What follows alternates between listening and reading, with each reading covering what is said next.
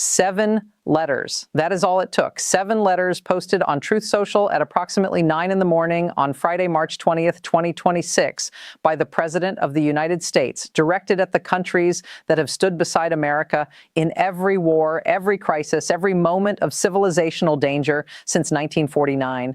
The countries whose soldiers trained alongside American soldiers, whose intelligence services shared secrets with American intelligence services, whose governments built their entire defense architectures around the American security guarantee for 75 years. Cowards.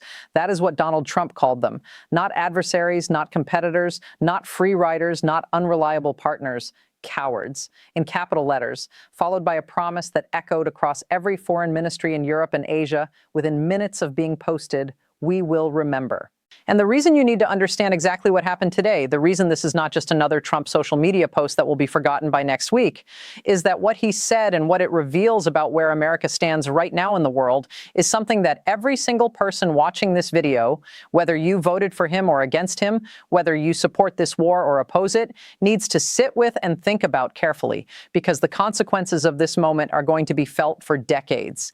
If you want to follow this story as it develops in real time, subscribe right now and hit the notification bell, because the next 72 hours of this war are going to produce information that will define what the next chapter of American foreign policy looks like, and you are not going to want to find out about it days later.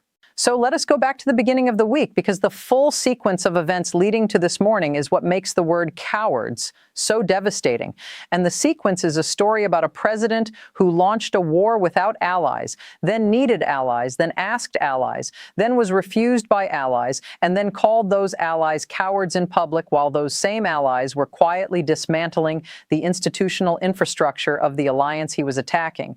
On February 28th, the United States and Israel launched Operation Epic Fury against Iran without notifying a single NATO member in advance, without a congressional authorization, and without any public consultation with the allied governments whose oil supplies, shipping routes, and regional military personnel would be directly affected by the conflict.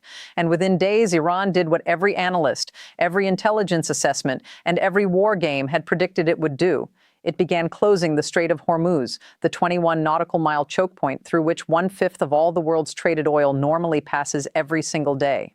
The price of Brent crude oil was approximately $73 a barrel on February 27th, the day before the war began. Today, Friday, March 20th, it is trading at $107. That is a 47% increase in 21 days, the fastest sustained oil price spike in percentage terms since the Arab oil embargo of 1973, and every American filling up their tank this week is paying for it in real time, with gas prices at their highest level since October 2023 and diesel approaching $5 a gallon nationally. Trump's response to the oil price crisis was to ask allies to send warships to reopen the strait. And here is where the story becomes something that historians are going to write about for a generation, because the list of countries he asked and the responses he received are the clearest possible evidence of where American diplomatic credibility stands today.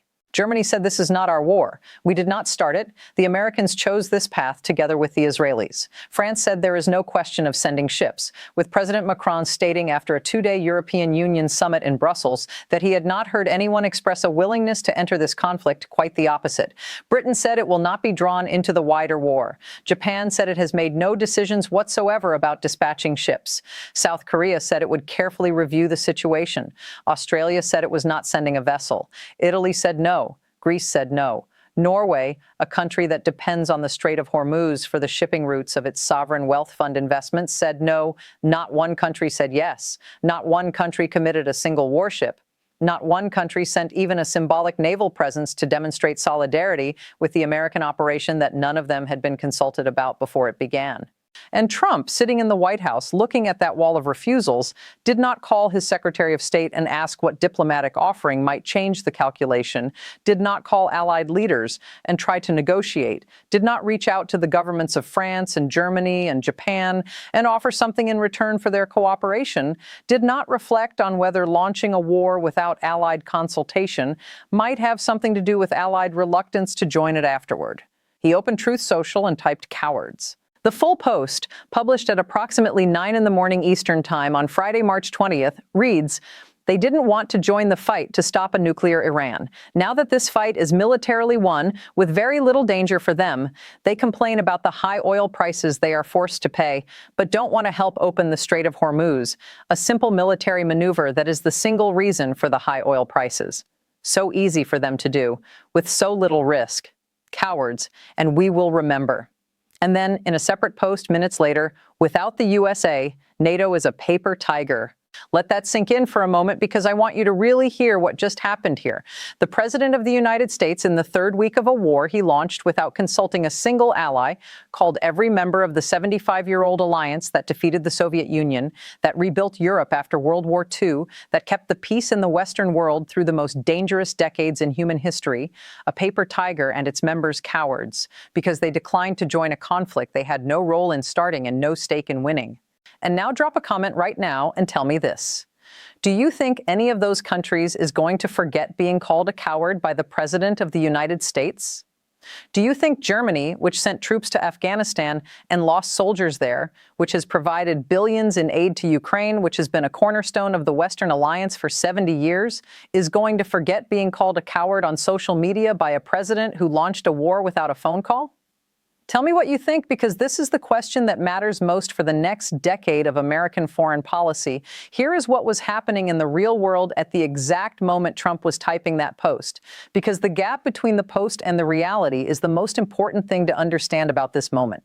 Inside NATO headquarters in Brussels on Friday morning, Secretary General Mark Rutte was managing a crisis that was tearing the alliance apart, not because of anything Iran had done, but because of what the President of the United States had done to his own alliance over the previous 3 weeks. And the most visible sign of that crisis emerged just hours after Trump's post, when NATO confirmed that it had relocated its entire Iraq mission personnel to Europe, pulling every NATO soldier and staff member out of Iraq because the American war with Iran had made their presence in the country untenable.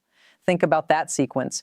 Trump launches a war without telling allies. The war destabilizes the region to the point where NATO has to evacuate its Iraq mission. And then Trump calls the allies cowards for not joining the war that made the evacuation necessary. French President Emmanuel Macron, speaking to reporters after the EU summit in Brussels, used the kind of measured diplomatic language that nonetheless conveyed the full depth of European frustration. Defending international law and promoting de-escalation was the best we can do, and he added that he had not heard anyone at the summit express a willingness to enter the conflict. Quite the opposite. Quite the opposite. The European Union, every member state, every government, every defense minister, every foreign minister sitting in Brussels and looking at what has happened since February 28th and saying quietly to each other, quite the opposite, is the most telling diplomatic assessment of the American position that has been recorded in decades. And Macron said it on camera. John Bolton, who was Trump's own national security advisor in his first term and who understands the internal workings of this administration better than almost any other public commentator, tried to warn European governments not to participate in the war on Iran, according to multiple reports this week, a remarkable situation in which a former American national security official is privately advising American allies to refuse American requests because he understands that this war was not designed with allied interests in mind and that participating in it serves no strategic purpose for European governments. And here is the part of today's story that nobody in the mainstream coverage is putting together clearly enough, the part that connects Trump's cowards post to something much larger and more consequential than a social media outburst. At the exact moment Trump was calling NATO a paper tiger, the alliance's military structure was demonstrating that it functions perfectly well without his endorsement, because the cold response exercise in Norway that Canadian Prime Minister Mark Carney observed last weekend involved 32,000 troops from 14 allied nations, including the United States, training for Arctic warfare, operating seamlessly, sharing intelligence, coordinating logistics, running joint command structures, doing exactly what NATO was designed to do, and doing it whether or not Donald Trump approved of their participation in his Iran war. The alliance he called a paper tiger without the United States conducted the largest Arctic military exercise in its history this month. The allies he called cowards are simultaneously increasing their own defense spending at the fastest rate since the Cold War, building new defense industrial relationships with each other, joining European defense initiatives that deliberately reduce dependence on American approval, and signing bilateral defense cooperation agreements that create a web of mutual obligations and shared interests that will outlast any single American administration.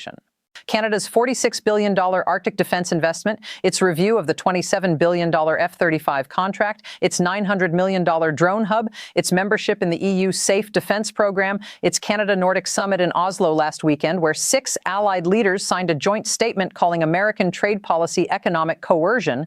All of it is the practical expression of what allies do when the country that has led their alliance for 75 years calls them cowards. For declining to join a war they had no part in starting, Trump said cowards.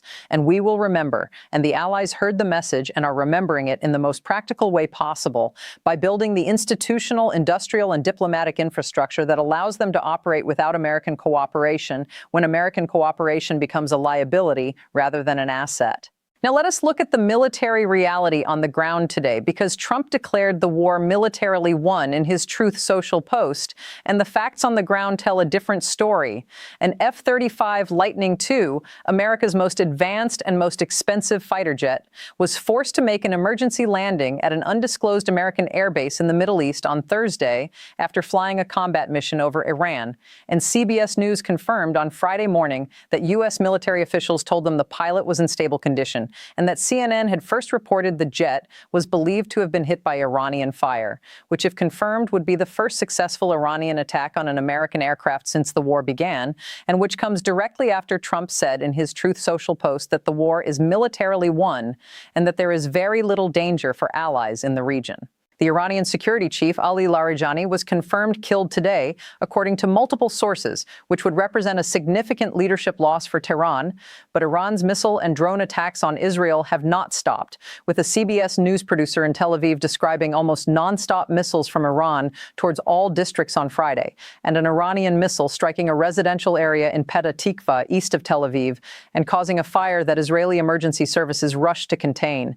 And perhaps most significantly for the strategic picture, an Israeli Iron Dome reservist named Raz Cohen, a 26-year-old resident of Jerusalem who served in the reserves of the Iron Dome air defense system, was arrested today on suspicion of selling sensitive security information to contacts he knew worked for Iran, meaning that while Trump is declaring military victory and calling allies cowards for not helping, Iran has been penetrating the air defense system of America's most important military partner in the region.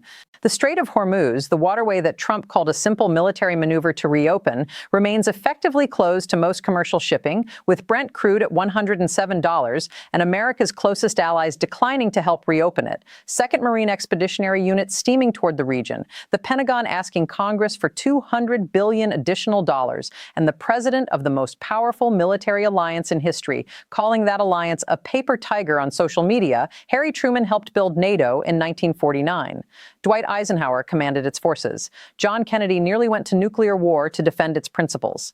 Ronald Reagan rebuilt its credibility after a decade of doubt. George H.W. Bush used it to build the coalition that liberated Kuwait. Every American president from Truman to Biden treated the alliance as the cornerstone of American security, the force multiplier that made American power something other than simple unilateral military strength. This morning, Donald Trump called it a paper tiger and its members cowards.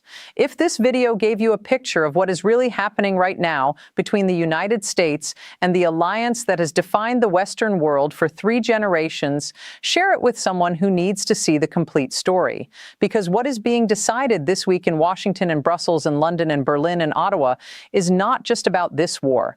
It is about whether the alliance that kept the peace for 75 years survives the next 4. And the answer to that question is being written right now in real time. We will be here covering every development. Stay tuned and stay informed.